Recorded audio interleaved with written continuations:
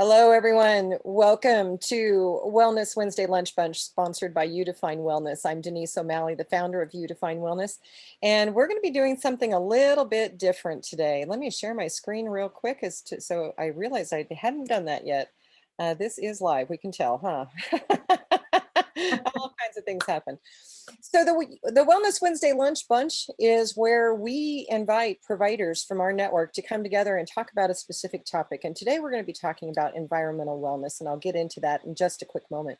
But first, I want to welcome our guest coaches. And there we go. First guest coach will be Eva Vennari, the owner of Elevate Institute. And we have with us today Tracy Frank, the owner of Jade Lemonaid. And ladies, thank you so much for joining me today. I really appreciate it. This is going to be fun. This is the first time we've done this kind of format, so I appreciate you being my guinea pigs to play along with me today. So why are we talking about environmental wellness? At You Define Wellness, we frequently talk about the 8 dimensions of wellness. Now, this is not something that we invented. You can search the internet. You'll find some people have 12 dimensions, some have 13, some have 4. It just really varies. This is what resonated with us. And so those 8 dimensions are physical, emotional, financial, social, spiritual, intellectual, occupational, and environmental. And we're going to start with environmental today. And when we're looking at the 8 dimensions of wellness, it's all about, as a complete human being, there's a lot of components to us. And that's what these dimensions are, that these dimensions have to be in place. They have to coordinate together in order for us to be happy, healthy, and thriving human beings. And there's 2 levels of it. There's the basic necessities of life are met, including the shelter, space, safety, and nourishment. And then there's, the ideal. We want to live in a pleasant home. And we want to have a stimulating environment. We want to have it be toxic free, anything to support our own well-being. And so with that in mind, that's the premise and the foundation of where we want to talk about today. But who knows where we're going to go? So Eva, I'm going to start with you because you're always a good person for me to start with on these kind of things. But when you heard environmental wellness, what did that mean to you? For me, it's the place where everything is held in the container. The environment is what allows for whatever's going on, whether that's healing or not. And so it's a very feminine aspect of the whole holistic idea that we can go after each of our symptoms and hunt them down and kill them, which is very masculine in nature, or we can look at this as, let's give ourselves a supporting nature with what we do, how we think. The environment is not only within our mind, it's all of this. So I'm going on and on, but this is really what all of it means. And it's one of the main focal points that I work on in my theory of self-nutrition, which is supplement, energy, and environment, lifestyle, and food as fuel. So it's a basic foundation, I think, for healing. And without it, we don't have the environment, that can support a natural ongoing healing. Yeah, Tracy, what about you? What thoughts came to your mind? Was it similar? You're muted. Oh, yep. Thank you. Yes, I would say that very similar. I see my environment as my foundation, and that is just sort of a support for me. And the decisions I make about what comes into my environment, what I allow in my environment, what I don't allow in my environment, is I feel like I'm a gatekeeper of that, and want to make the best decisions I can. And I really like what Eva said about the holistic piece of it, the big picture that's out there versus thinking about all the little details that go into environment. What's the big picture? Is this a place where I feel at peace, or am I constantly in struggle? So how do you do that, Tracy? Yeah, well, big question. Right. Yeah, it is a big question, right? It's not easy. Yeah. And just adjusting details was how I started. I started actually changing my lifestyle from a place of fear. Yeah. I was fearful of the diseases that I saw in both my mother-in-law and my mother, my father. And so I was sort of fearful of what happens when you don't consider the environmental toxins specifically. And so I started switching out, you know, anything that I learned that was, you know, researched as being a toxin, I started getting rid of that in my house. Things like bleach or just chemicals, or just looking at, you know, what's in our water, city water, what's in our water, and how can I have clean water, and just and then just simplifying things around me, trying to not be focused on the consumer lifestyle. And it's hard, you know, all those pressures are constantly coming at us, what to buy and what to do and what to add to your life. And so I tried to kind of switch and let go of what felt toxic. So it started out very piecemeal, but I feel like over time it became like a belief system and just a way of being. Like, it's who I am now. I can't imagine being any other way. And when I walk into environments that are toxic, like especially heavily perfumed, I feel uncomfortable. I tense up. I feel it immediately, and I just want to retreat. And so it took a lot of time and small, for me, it took a lot of small actions and you know, a period of 5 years maybe. But now it just feels like, I can feel it in my heart, right? Yeah. Well, there's all kinds of toxic environments. There are actual toxins. One of our sponsors for this episode is the founder of Meth Toxin Awareness Alliance, about meth that can be in your walls and you don't even know about it. You're involved in essential oils. So there's the toxins, but there's also relationships that could be toxic. There could be neighbors that could be toxic. I happen to be thinking of one right now. Bless his heart. But there's all kinds of different toxins. So when you're saying you walk into a room and you can feel it, is it the actual toxins, or is it the emotions? Are you feeling all of it? You're picking up on all of it? Yeah, for me, it's an emotional response. That I always give people the benefit of the doubt. So I'm always I'll accept anyone. And then later I'm like, wow, I should have saw that red flag. Right. And so I don't think I pick up as naturally on like that energy kind of that you're talking about. I mean, I know what you're talking about because I notice it eventually, that toxic energy. And I just think, okay, I need to move away from that and remove myself from that. But I feel that toxic energy even without anyone else in the room.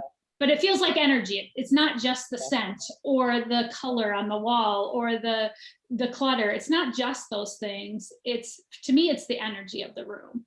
And I can feel that without anyone there. I'm still working on the feeling energy of other people and noticing that. Yeah. Well, Eva is the queen of energy. Yes, I want to hear more from Eva. Let's go. Well, I mean, as you're speaking, Tracy, I'm thinking, yeah, if marketers could rent the inside of our eyelids and advertise to us while we're sleeping, they would. I say that all the time, you know. And I think we oftentimes get very excited about the products that are seemingly brought to us for more convenience, and unknowingly we take them into our home and we think, oh, they're safe because they're viable, they're available, they're out there to be purchased and consumed. We should. And I say, nay, you know, like you're going, what's my discernment? What's my framework for this? What's the lifestyle that can, and you have to read labels, you have to do your research, and you can't just, you know, blindly go out unassuming. And that same thing is true across the board with the energy of people. Like you said, I'm also unassuming initially, but if somebody gives me that weird energy vibe where I'm holding myself in a space of, how can I call it? There's a peace, there's a coherence. I do what I say I'm going to do. I mean what I say. I'm direct. I'm not indirect. I'm not passive aggressive about my conversations. It's very, very of integrity. And if I feel that difference with somebody else, it's right there. It's immediate. It's almost the first impression. You know, you get that, and you can apply that same type of energetic difference, the discord, with grocery store shopping, for example. You go to the store and you say, it says organic, and you pick up that apple and you feel, ooh, that feels dark to me. or that's making me retreat. Like you said, you go into a store and the smell is overwhelming and you have way too much stimulation, like an overload. Like other people's kids running around and screaming and yelling, I don't tolerate well. So I'm like, I'll see you later. So it's that framework for yourself. What is it? And then learning how to interpret the energy styles that your body prefers to communicate with you so that you can understand them, receive it, and use it. It's all good information. It's just, where is it coming from? And learning that, I think, is the biggest tool we can take with us until the day we die, and be very useful. Okay, big question for you. Okay, how do you learn it? So I just became curious. I always knew I was a little bit different. I'm like, ooh, out there. And when I was a kid, my dad says to me, Eva, there's no such thing as ghosts. And I'm like, well, who am I talking to? But there, which is another good question. I just discovered that I have an innate sensitivity to, we have our 5 physical senses, and then we have our 5 spiritual senses, and they run across the same thread. Like, you can be clairaudient, you can hear voices, and some people call that schizophrenic. It is not always. Just saying. You can hear spirit guides, you can hear angels, you can hear, whatever it is that you speak to on the other side, even your ancestors, you can hear them. You can see people, clairvoyant, clairaudient, clairsentient, all of those different things. You have those senses. So they're like a muscle, just like going to the gym. You can, pump iron and build your muscles. It is a practice of just getting into some meditations. And there's ways to do it, and there's ways definitely not to do it.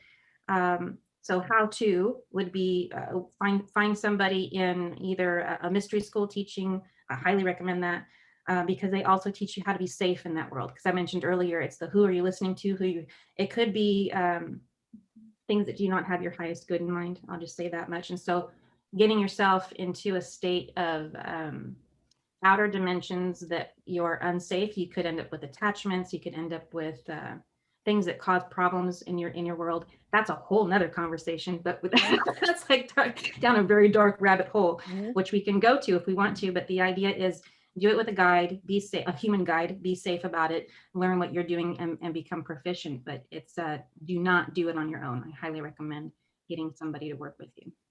Okay, that's going to lead to another question, which we do not have to answer today, and that is, how do you find those people to be your guides? But I think that'll be a whole nother topic that we have going on out there. Yeah. So, I've had an experience with being affected with environmental toxins. Short story is, my husband and I purchased a house, 2013, I think it was.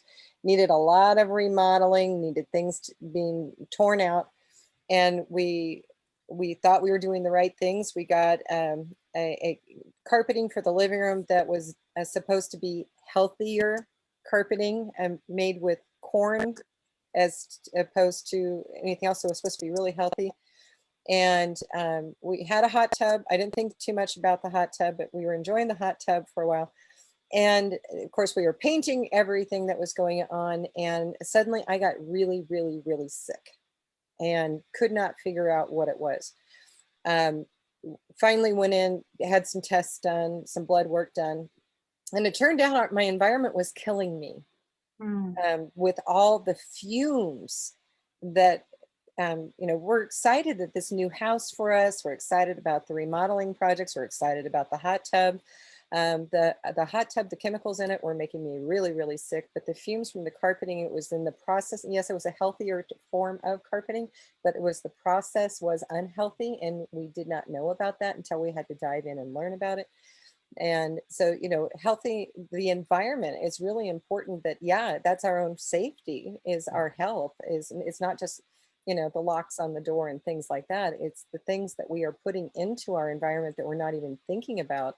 From, the flooring, I know that vinyl flooring, the fake wood flooring is, really popular on these home improvement shows and things, but the toxic fumes that they emit, you have to be really careful about that stuff. So, it's all in the education of what we do. That's my experience with that. anytime that we're importing something from another country besides Canada and Mexico, so our neighbors, they don't require formaldehyde fumigation.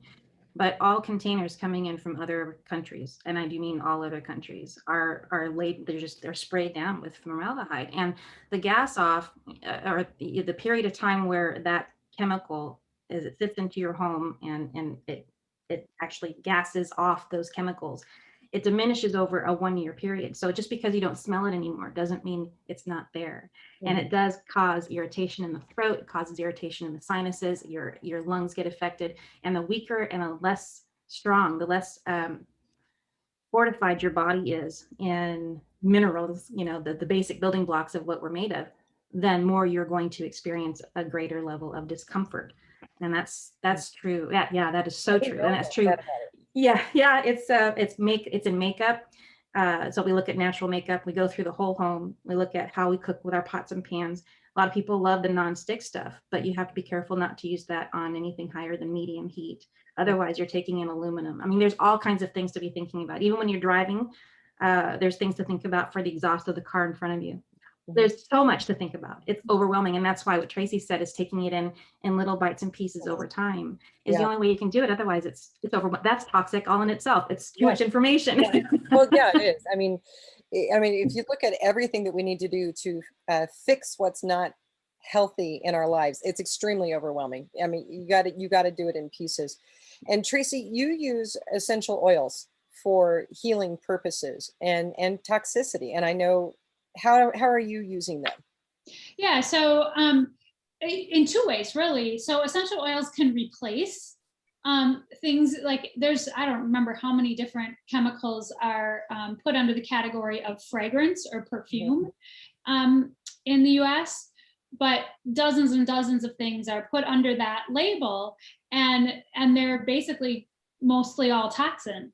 And so using products with essential oils as the scent can be a replacement for, that's your essential oils are pure nature. So that's a replacement for a toxic smell. So I really encourage people to remove anything that says perfume or fragrance. And that took me years just to get rid of everything in our house that said perfume or fragrance. And first I just went on everything unfragranced and no perfume, soaps and lotions and all that just was unscented. And now I can buy those unscented ones and add a few drops of my favorite essential oil to make it my own scent, which I love to do.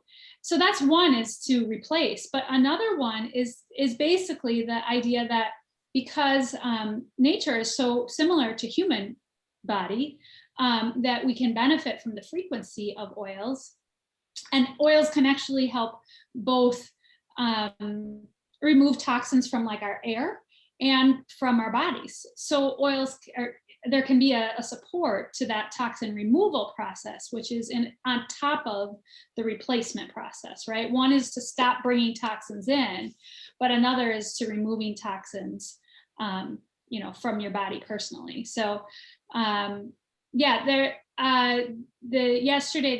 they were doing some work in our house, the plumber, and they had to do like a natural gas bleed from the line. And I walked in the house after being gone. I was like, whoa, is everything safe? They're like, yeah, we had to bleed the line. So I opened all the windows and I ran a blend of oils. It's called purification, but it's lemongrass and tea tree and So, and it is shown to actually purify the air when they do studies with people using that blend. So it's actually, creating that environment that I want. You just helped me. My husband moved into an office this weekend, a new office this weekend. And part of the deal was with the landlord is that they would replace the carpeting that was really gross and horrible. And when you open the door and walk in his office, you are overcome with the smell of this carpet that is absolutely horrible. So we've been, over there with the fans going and the windows open as best we could, and the aromatherapy going and the diffuser, but we haven't been using tea tree, and we have it. And thank you. I'm going to send it with him when he goes to his office next time. Yeah, tea tree is a great benefit also for mold. So you can, Yes. yeah, you can completely get rid of using bleach in your home and causing that bleach reaction in your lungs, you know, while you're trying to clean everything, you're coughing on it, just use tea tree oil. We had a camper with some mold, on it, and I completely removed it with tea tree. Wow. Yeah. Mm-hmm. And That's good. lemongrass is another one that's really good for purifying. But yeah, and then carbon is also known to soak up toxins. So when, you know, if I purchase something new, like a new car, or my mom had moved into a new apartment building, I buy those carbon bags and put them in every corner. And those last up to a couple of years, and those will soak in the toxins. Or carbon filters. Yeah. I was going to say we're carbon based, and it's always, well, you can buy a filter or you can be one. Oh, it's a good line. Never thought of it that way, but yeah, I don't know why they're not, like, instead of the candy bars when you check out, you know, there should be carbon filters there, right? Like, that's great. Yeah. And carbon activated carbon, you know, it's because you can take that, right? The charcoal is just charcoal rather, yeah, so that you can, you know, get rid of toxins. If you've eaten something bad and you can't keep food in your stomach, I always tell people, oh, take a couple of activated carbon, do that for a couple of days, and then you'll notice things go back to normal. It's just, it absorbs all of the toxins in the digestive tract. It's great. Wow, I love it. I love these tips. They're absolutely great. Yes. So we've talked about some physical toxins. We've talked about some spiritual toxins and emotional toxins that are going on. What more do you two want to add? Oh. Oh, we could talk all day. I know. Yeah. I would love to talk about, gosh, I mean, and things like this have been a problem for a very long time. I'm going back to thinking about a show that I saw about the Victorian era and how, and that time, green was the color in fashion. So they made all of their paint and all of the wallpapers and everything in it. And so people were sitting in this green, beautiful green, vibrant color, and in their waiting rooms and their family rooms and whatever they would call them at the time, the reception rooms. But the paint to get them that vibrant was lead. Oh my God. And so people started suffering from lead deterioration symptoms, lead toxicity, and didn't know it. And I think we have a lot of that going on. But EMFs, a lot on the correlation of what does that translate into today's time? Well, electromagnetic fields. We have more things that are convenient that plug into the wall that create these invisible environmental interruptions, really, in our brain activity. So if you're feeling, this is one thing that I talk about with people, if you can't get to sleep, can't stay asleep, having trouble concentrating in front of the desk, you might just be looking around and look for things that are running. A battery, cell phone, you know, charge. I'm looking at a screen now, things that are plugged in, the light, all of this, and I'm tons around it. So what I do, a solution, I'm leaning over to get my little EMF blockers. So I have these all over the house, and they kind of match. Look Oh at my that. gosh. I just realized that. It matches. Anyway, yeah. So I get these online. They're just EMF blockers, and you put them throughout the house, and they will cover. I mean, I have enough of them in my house. I cover the entire block. I have this pyramid one. There it is. Yeah. Okay. So it's not something that requires any batteries. It's like a stone or something. It's man-made. It's basically held together by paraffin and resin, and it has a collection of different types of metals in here.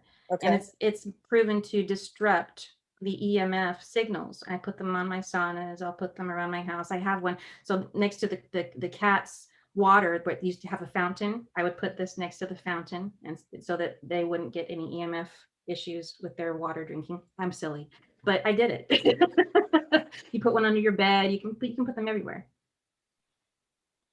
We're taking notes, huh? I am taking notes. I'm going to be searching for EMF blockers because I don't have any in my house, and I want to learn more about these because I think it's a fascinating thing. Yeah, I'm in front of a computer all day. I've got my cell phone that is constantly, you know, on my hip, you know, or right next to me.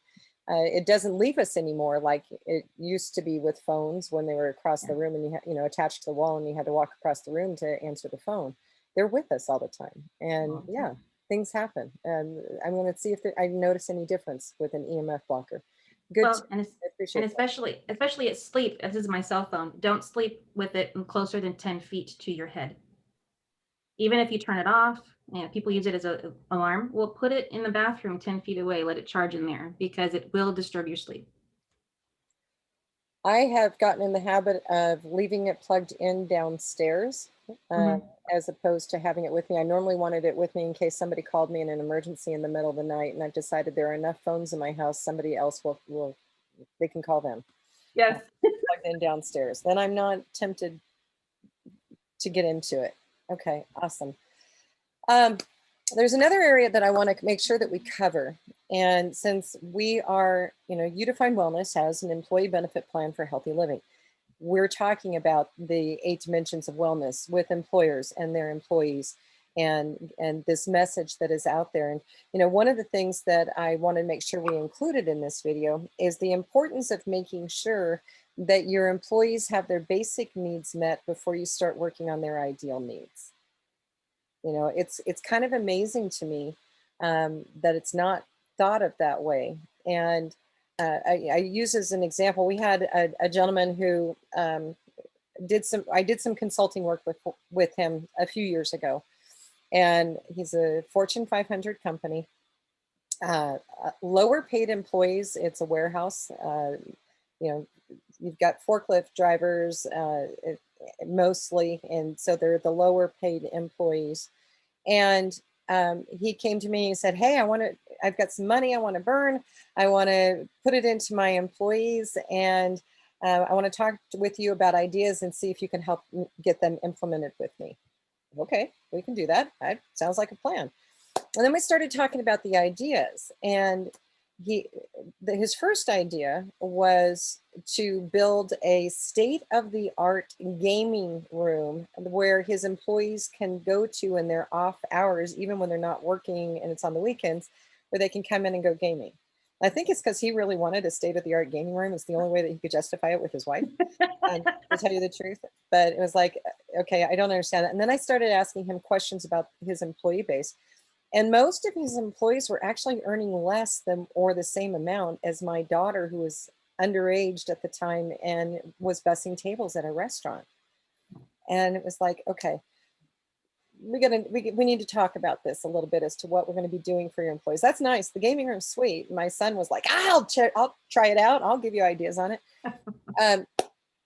And then the other thing he wanted to do is he wanted to have a wellness day where he brought in people to give his employees manicures and pedicures. Oh. All of them? Yeah. And and that it was, okay, we ended up having this conversation. He wanted a food truck to be there, to provide lunch for them and things like that. So we ended up having a conversation about basic needs and making sure that those are met first.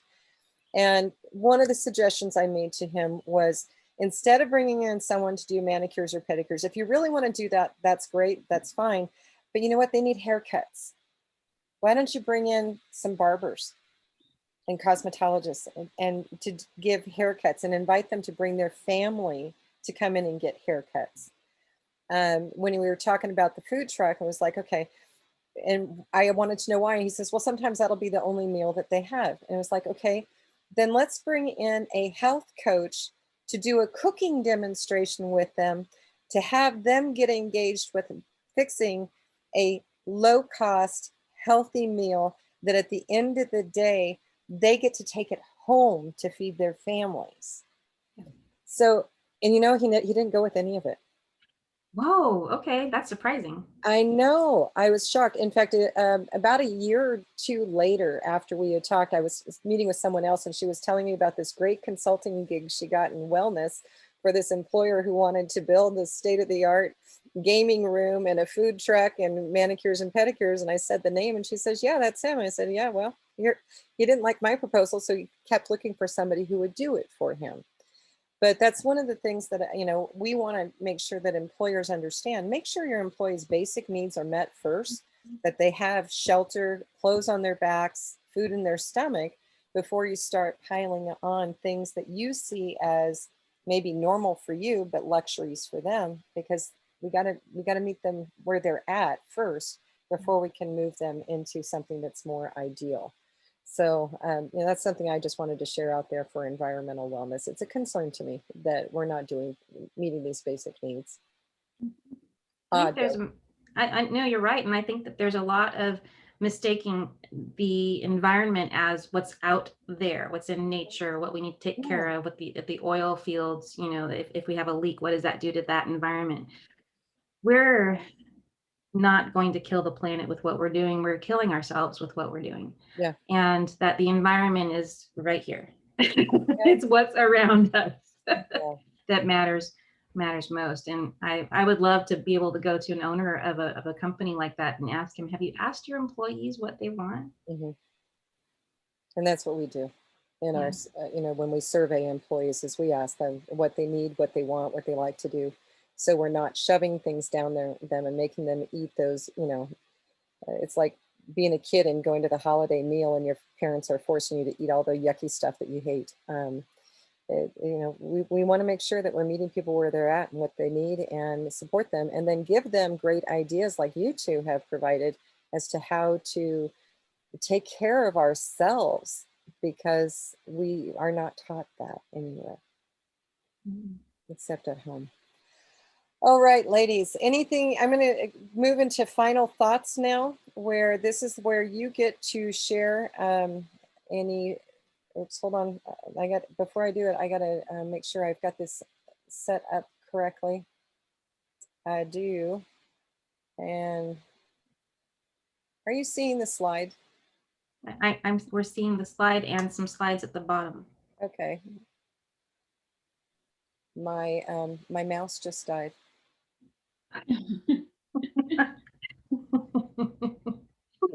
It just died. I can't do it. I cannot get it into anything. Alt tab changes your screen. Pardon me? Alt tab. You need to change your screen. Oh, you have a Mac, don't you? I have a Mac.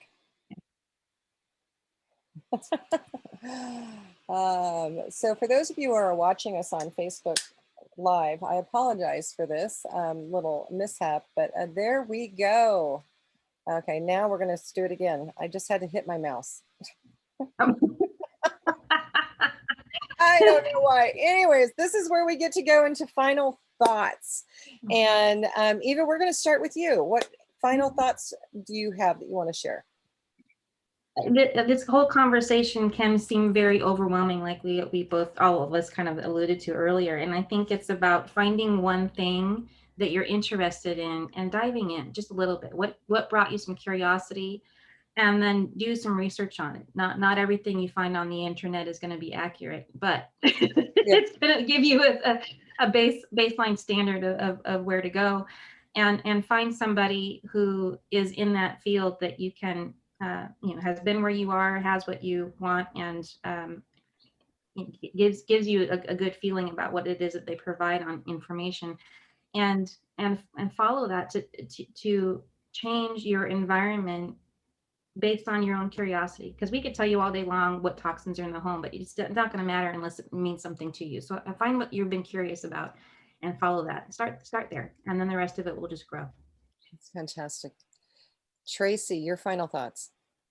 Yeah, I really like that suggestion. And I was even just thinking about I've been thinking the last few minutes about our 5 senses, and using those as kind of cues to maybe figuring out where to start. What are you most agitated by? Is it smells or sounds, or visually what you can see in front of you, and focusing there and seeing if that is a way that you can make a small adjustment in your environment that supports that area, the sense that kind of grounds you, or it keeps you, with some support. Our sense of smell is the one that is connected to our limbic system. So for some people, they don't even know the power of that sense, because it goes straight to that place where the fight or flight place, where we can also calm our nervous system, and through the use of oils. So that's just one place to consider. And then I just think also of sort of the dangers of, I feel like the world we're moving into where everything needs to be over cleaned right now, and the toxins in those, Yes. in that over cleaning. I've seen places where the hand sanitizer and the sprays and the every time anything is touched, it's cleaned, and these sprays on people's backs that they're spraying on things at public places, and that just, the energy of that just makes me cringe, because I know that the chemicals in there are killing all our good bacteria, and so just that learning about the overuse of cleanliness can actually create a toxic environment, which clean and toxic in our minds are separate. And so realizing that how we're responding to what's happened over the last couple of years can also be a dangerous rabbit hole that we might want to just reflect on, whether we bring that into our own places where we control the environment. Fantastic. Thank you. I can't end this without thanking our sponsors. We're not able to do these things for free for everyone all the time without having sponsors who support the work that we're doing and the education that we're putting out there. So I just want to give a quick nod and thanks to some of our founding sponsors who have been with us for a very long time, that are that have products that they offer and sell. And also some of our friends of Unifying Wellness, some of the providers in our network have stepped forward and said, hey, I want to sponsor this episode. And so we have special thanks to Mary Crawford with the Joy of Being Well, Bill O'Malley with the Healing Team, and Kathy McCarty, who is the founder of Meth Toxins Awareness Alliance, which is another organization that is fantastic for learning about meth toxicity in the home. And join us at some of our other events that we have out there. Every single Tuesday, we have an event for the workplace, either for employers or their employees, on everything from communications to the wellness committees, and giving ideas and that can help you in your corporate wellness initiatives that you have out there. And also we have events on Facebook Live that we do every single week or month. And so join us on Wednesdays for this, Fridays for What Is, and learn about a healing modality. And starting on the second and fourth Thursdays, we will be having a mindful minute to give you some self-care tips. And for those events, you can find them on our website, on our Facebook page, and our LinkedIn profile, or you can always reach out to me, and I am more than happy to help you out in finding any of those. So with that being said, if I went really fast through that, I love saying this, guys, there's a rewind button. You can go back and freeze the frame and contact the information. That being said, I have to say thank you to both of you, Eva and Tracy. I appreciate your expertise that you bring to the table, your insights, your creativity, and I am very much in gratitude for you joining us today. So grateful to be here. Thank you. And with those of you watching this video, we thank you as well. We are producing an awful lot of wellness education videos. We invite you to visit our website. Go to the Wellness Center, you'll find a ton of videos. And you can also go to the new page on our website called YDW Live, where you can find select videos from some of the special events and programs that we have done, but you can also find everything on our YouTube library.